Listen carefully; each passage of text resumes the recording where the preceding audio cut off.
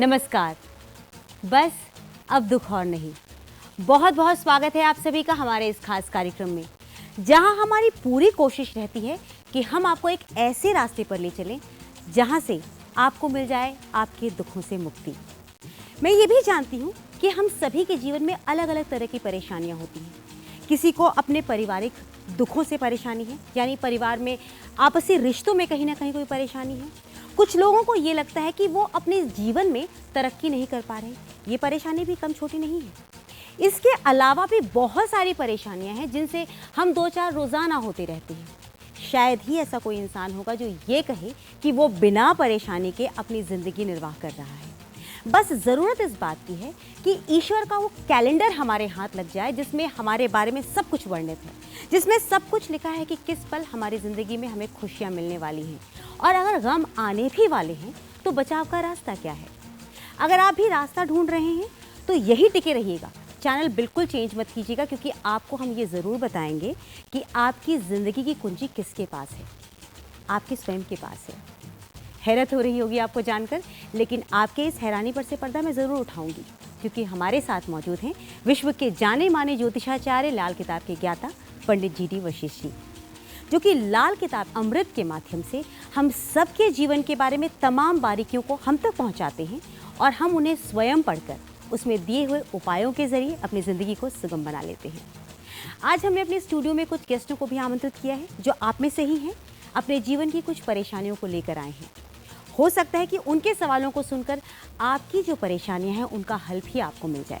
तो चलिए स्वागत करते हैं अपने मेहमानों का। दुख के फंदे फेंक दे बंदे, चल सुख के गाँव खुशियों की छाँव, एक कदम बढ़ा इस दर को। अब स्वागत करना चाहूंगी मैं पंडित जी.डी. वशिष्ठ जी का। जैसे पूज तीरथ कोई चंद्र किरण, जैसे ज्ञान दीप कहीं जल गई है खुशियों का शहर, कोई रब की महर, जैसे माँ की दुआएं फल गई है, कहीं चंदन महका दस्तक बसंत की, जैसे बाग में खुशियाँ खिल गई है,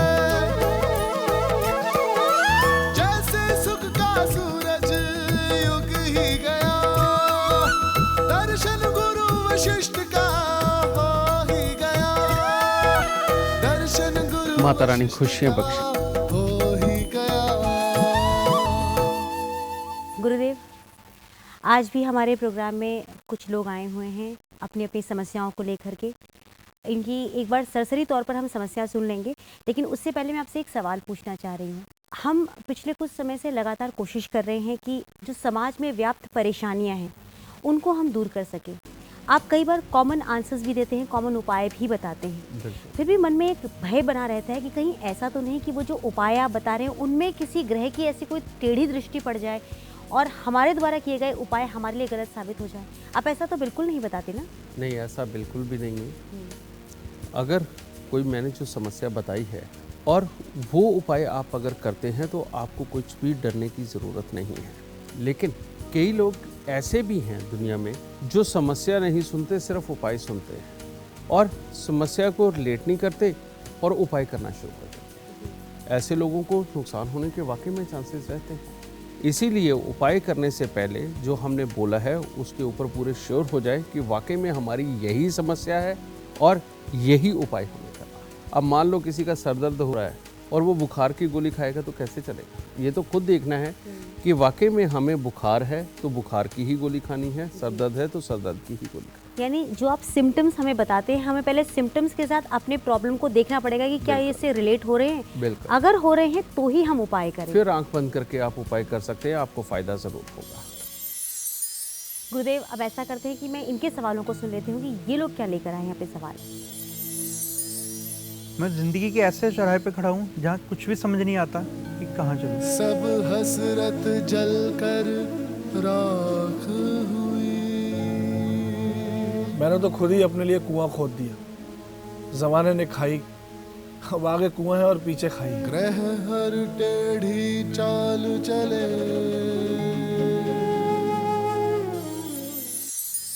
आपसे पूछना चाहूँगी, क्योंकि इन सब लोगों की समस्याओं को हमने सुना, सबकी अपनी अपनी समस्याएं हैं, सबकी अपनी जो प्रॉब्लम होती है, तो हमें लगता है कि हमारी प्रॉब्लम बहुत बड़ी है, दूसरे की प्रॉब्लम कहीं कम नज़र आती है। बिल्कुल खुल के बताइए क्या समस्या है आपकी। गुरुजी, मेरे मन में शंका ये है कि मेरे को तकरीबन 5-6 साल हो चुका है अपनी लाइफ में जॉब करते हुए, और अब तक मैंने अपनी लाइफ में ये देखा है कि अपने दम पे मैं इंटरव्यू क्लियर कर लेता हूँ हर जॉब के लिए, और मेरा इंटरव्यू अच्छा होता है। ग्रुप डिस्कशन जो उनका प्रोसीजर आगे का लेवल का, वो मेरा अच्छा जाता है, जॉब भी लग जाती है। पर प्रॉब्लम ये आती है कि 5-6 महीने के बाद मेरी जॉब छूट जाती है, तो फिर मैं वहीं एक रोड पर खड़ा हो जाता हूँ, मेरे जिसके हाथ में कुछ नहीं होता है। तो मतलब मेरे पास कोई समाधान नहीं है आज की डेट में कि इतने एफर्ट करने के बाद, इतने एजुकेशन करने के बाद मैं आज भी एक जॉबलेस पर्सन की तरह हूँ अपनी लाइफ के अंदर। तो बेटा तुम्हारे पिता का क्या हाल है? पिताजी मेरे थोड़े से हार्टली प्रॉब्लम में रहते हैं अपना। हार्ट की प्रॉब्लम हाँ जी, हार्ट प्रॉब्लम है। तुम्हारे खानदान में नौकरी पे कौन कौन रहा? नौकरी पे मेरे दोनों ब्रदर हैं और मेरी सिस्टर है छोटी, वो भी जॉब पे हैं। वो भी नौकरी के ऊपर है। हाँ जी। तुम्हारे पिता को फिजिकली प्रॉब्लम कब कब और कितनी बार आ चुकी है, आप तुम देख चुके हो जिंदगी में? फिजिकली प्रॉब्लम गुरुजी, अभी 4-5 साल पहले हार्ट अटैक हुआ था मेरे पिताजी को। वो 2 साल कॉन्सिक्यूटिवली एक साथ पड़े थे 1 by 1, और फर्स्ट अटैक वही मेरे पिताजी को लाइफ टाइम में फर्स्ट टाइम हमने देखा पिताजी के साथ।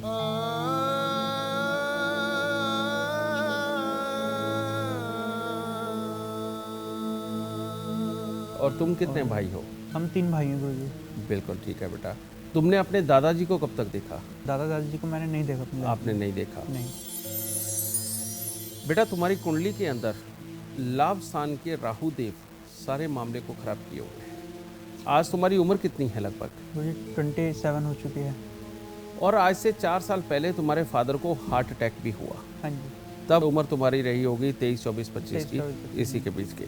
बेटा जब भी जन्म कुंडली के अंदर राहु 11वें घर के अंदर होते हैं, तो बच्चे की 22, 23, 24 साल की उम्र के अंदर पिता को शरीर की दिक्कतें आती ही आती हैं। और साथ ही ये जो ग्रह है, ये अपने टैलेंट के अकॉर्डिंग कोई लाभ नहीं निकल के आने देता। ये अर्ध सूर्य ग्रहण होता है, जो काम काज के मामले के लिए कोई ना कोई टेंशन, कोई ना कोई परेशानी बना के ही रखता है। क्योंकि ये सूर्य को भी खराब कर रहा है, तो ऐसे में पिता को भी तकलीफ होती है। और यही केतु देव तुम्हारे अंदर सक्षमता हर तरह की देगा, तुम सब कुछ कर भी सकते हो, लेकिन जिंदगी के अंदर बार बार काम के लिए सिक्योरिटी फीलिंग नहीं रहेगी। उसके लिए इनसिक्योरिटी फीलिंग ये बना के ही रखता है।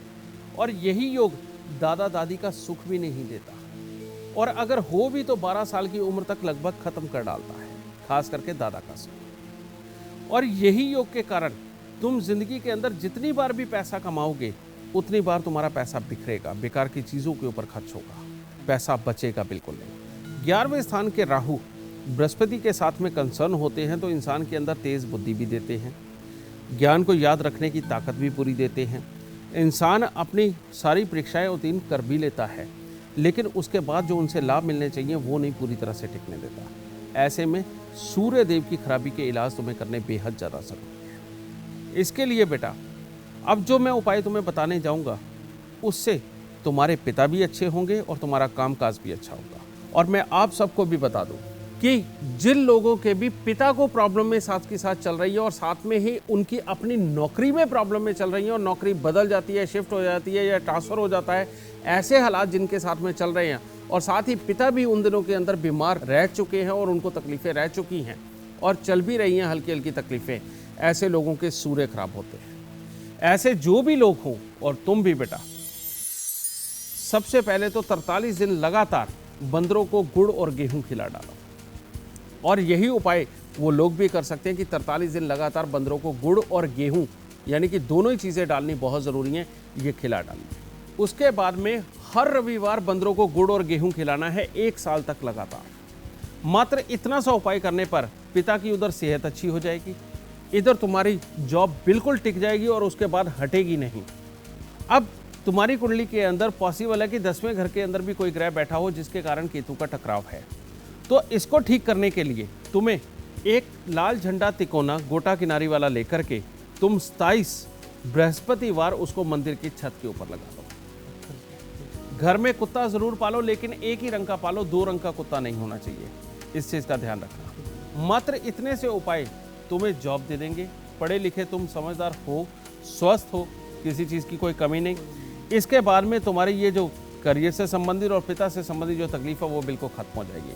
लेकिन तुम्हारे दादा नहीं थे, जिसके कारण राहुदेव 11वें स्थान पर बैठे हुए तुम्हें लाभ के सुख को भी खराब कर रहे हैं। उसके लिए तुम्हें अपने गले के अंदर सोने की चेन या पीले रंग का धागा जरूर डाल के रखना है। हर रोज केसर का तिलक नाभि, जुबान और माथे के ऊपर लगाना है। और साथ ही हर साल 4 नारियल पूजा वाले लेकर के उनको अपने माथे पे लगा करके मंदिर के अंदर जरूर डाल दें। और जब जब भी कोई बड़े खर्चे आ जाएं, मतलब कि अननेसेसरली बैठे बैठे खर्चे अगर आने लगे हैं, उन दिनों के अंदर ये 4 नारियल का उपाय जरूर करना, मंदिर के अंदर जरूर देना। तुम्हारी जिंदगी से वैसे ही ये सारी प्रॉब्लमें खत्म हो जाएगी और तुम जिंदगी में खुशहाल हो जाओगे। सुखदाता है गुरुदेव वशिष्ठ। मेरा 8 तारीख का जन्म है, तो मैंने पंडितों को दिखाया तो उन्होंने मेरे को यही बोला कि जैसे 8 नंबर का कोई अंत और कोई शुरुआत नहीं होती है। वो एक कन्फ्यूज़न में मतलब घूमता ही रहता है 8 नंबर। तो क्या इसका भी कुछ है मेरी जॉब के ऊपर, मेरे पिताजी के ऊपर, कि मैं एक कंफ्यूज पर्सन की तरह बस घूमता रहता हूँ, मेरा कोई ना अंत होता ना शुरुआत होती? क्या इस ऐसा तरह भी के कुछ है? सवाल गुरुजी मैंने भी बहुत सुने। कुछ लोग 8 को शनि का अंक मानना, उसको कंफ्यूजन वाला अंक मानना, ये बहुत बोल के डरा ज़्यादा देते हैं। अब भगवान जाने इसमें सच्चाई क्या है। मेरे को पंडितों ने कहा कि तुम जितनी देर कन्फ्यूज ही रहोगे, तो मुझे भी लगता है कि हाँ, कोई अंत और कोई शुरुआत नहीं होता 8 नंबर का। तुमने ऐसे बहुत सारे लोग अपनी 28 साल की उम्र तक देखे होंगे जिनको आता कुछ नहीं, लेकिन अपने आप को बड़ा बनाने के लिए बहुत सारी बातें करते हैं। ये हमारे एस्ट्रोलॉजी साइट की तो खास तौर पे बदकिस्मती है कि बेटा हर जगह तुझे कोई ना कोई एस्ट्रोलॉजर मिल जाएगा। और खास करके हालात यहाँ तक के हैं बेटा कि एक आदमी जो कि कहीं दूर दराज गांव में बैठा हुआ है और उसके घर वालों ने उसे निकम्मा कह के धक्के मार के घर से निकाल दिया, वो जाके मंदिर पे जाके पंडित जरूर बन जाता है। सही बात है। और ऐसे पंडित जो बने हुए हैं वो एक्चुअल में जो पंडित हैं उनके लिए उनके नाम के ऊपर बट्टा होते हैं। सच बात है। और तुम जैसे भोले लोग अब उनको धोती कुर्ता पहन के तिलक लगाए हुए देख करके जाकर के पूछने बैठ जाते हो, तो बेटा वो बताएगा क्या तुम्हें? तुम्हें तो वही चीज़ बताएगा जो उसने 4 किताबें पढ़ के उसमें से कुछ देख लिया, जो उसको याद भी नहीं रही, लेकिन कुछ ना कुछ थोड़ी सी याद रहेगी और तुम जो सामने आए तो कुछ ना कुछ उसने बोलना ही है। तो बेटा 8 अंक विल पावर का अंक होता है, 8 अंक कर गुजरने का अंक होता है। हमारी आर्मी 8 अंक से ही रिलेटेड है, या किसी भी देश की।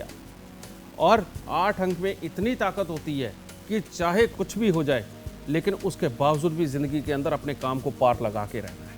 तुमने देखा होगा, तुम्हारा शरीर भी हम देख लें, तुम अपने चेहरे से और अपनी बॉडी स्ट्रक्चर से एक फौजी जैसे लगते हो। वो बात अलग है कि बैठे बैठे तुम मोटापा और गेन कर लो। ये 8 अंक की करामात है और ये तुम खुद फील करोगे। अब तुम ये बताओ कि मेरे वाली पे भी तुम हाँ कर रहे हो और उसको भी तुम हाँ कराए कि तुम कंफ्यूज पर्सन हो। गुरुजी क्या किया जाए, क्योंकि 8 नंबर मुझे भी लगता है कि शायद नहीं ये बेटा बात सही ऐसा है, नहीं। बिल्कुल सही। ग्रह अगर खराब हो तो किसी को भी घुमा देते हैं। मैंने तो सिम्टम तुमसे पूछे हैं। जब तुमने अपनी बात शुरू करी, मैंने सबसे पहले पूछा तुम्हारे पिता का क्या हाल है, तुमने कहा उनको हार्ट ट्रबल आई है।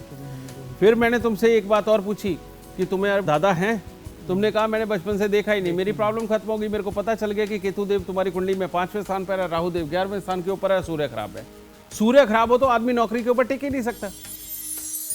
बंदरों को मात्र गुड़ गेहूं खिला देने से अगर सूर्य देव अच्छे होकर के तुम्हें नौकरी पे टिका सकते तो और तुम्हें चाहिए क्या? मैंने भी अगर तुम्हारी जेब काटनी होती तो फिर मैं बड़ी बड़ी कुछ बातें तुम्हें बताता और तुम्हें डराता, बाद में कहता आओ मेरे पास में लाख रुपए का उपाय करो।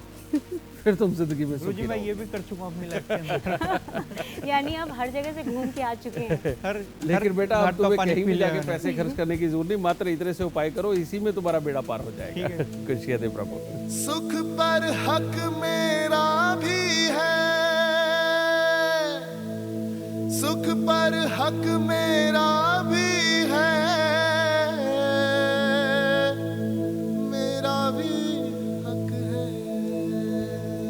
गुरुदेव बहुत अच्छा हुआ कि संजय जी मुझे थोड़ा पहले नहीं मिले, वरना मैं भी यही सोचती कि मैं 8 अंक की तरह घूमती रह जाऊंगी जिंदगी पर। अच्छा, तुम्हारा भी 8 ही है नहीं, पूरा मूलांक मिला है तब मेरा 8 है, अदरवाइज 1 है। बेहतर है। शुरुआती 8 नंबर से होता है तो नहीं बेटा ऐसा कुछ नहीं।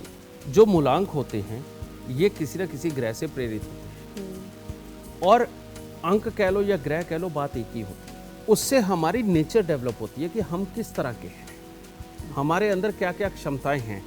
ये तुम अंक से भी पता लगा सकते हो, या हम लगन से पता लगाते हैं, या राशि से पता लगाते हैं। ये 3 जरिए होते हैं जिनसे कि हम इंसान की नेचर के बारे में पता लगाते हैं। पर इससे ज़्यादा इसकी भूमिका है ही नहीं। खाम खाई में कंफ्यूज रहने की जरूरत नहीं। और आप सबको भी मैं यही सलाह दूंगा कि एक अंक के बिहाफ के ऊपर आप अपनी किस्मत को पूरा जज कर लो, ऐसा पॉसिबल नहीं है।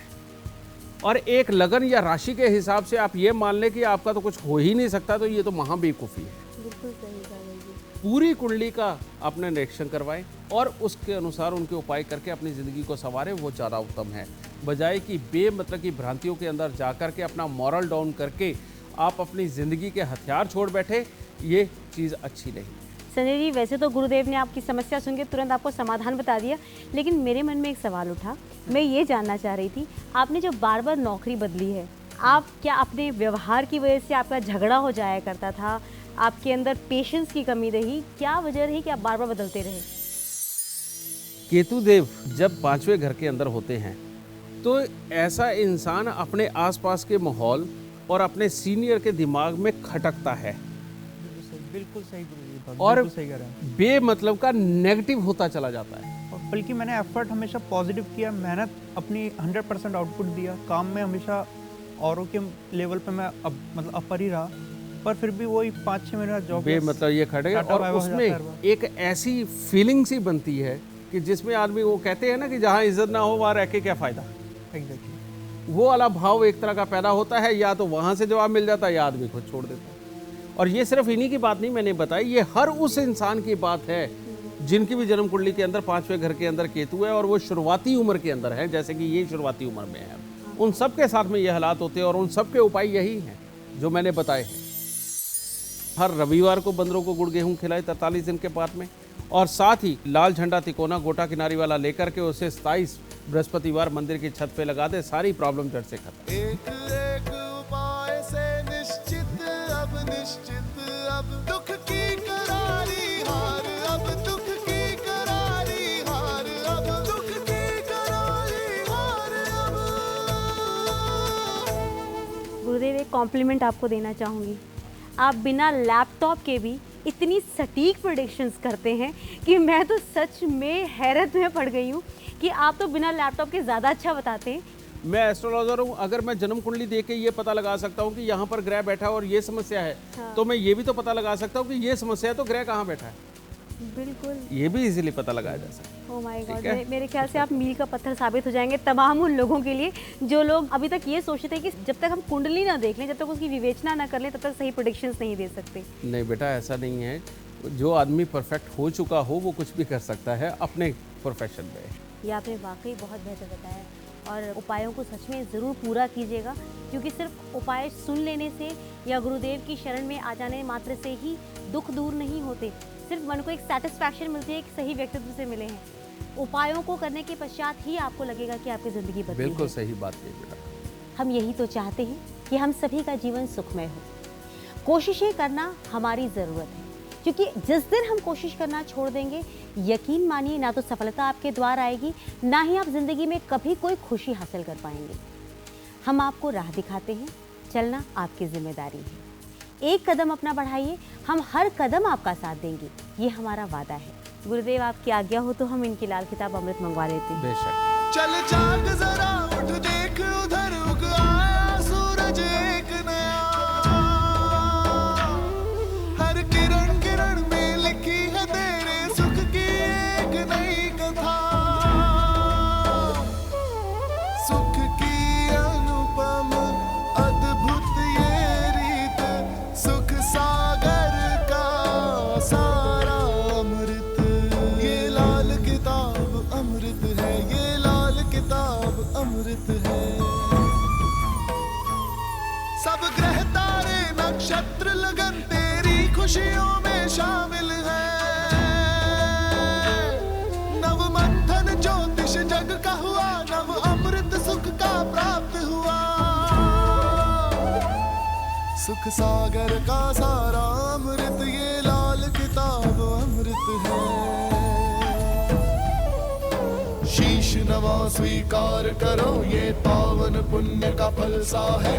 राम बाण दुख हारी, ये 100 दुख का अकेला हल सा है। लो सुख की हो गई शोहबत है, अब कदम कदम पे बरकत है। हर संकट में एक हिम्मत है, ये लाल किताब अमृत है। ये लाल किताब अमृत है। ये लाल किताब अमृत है।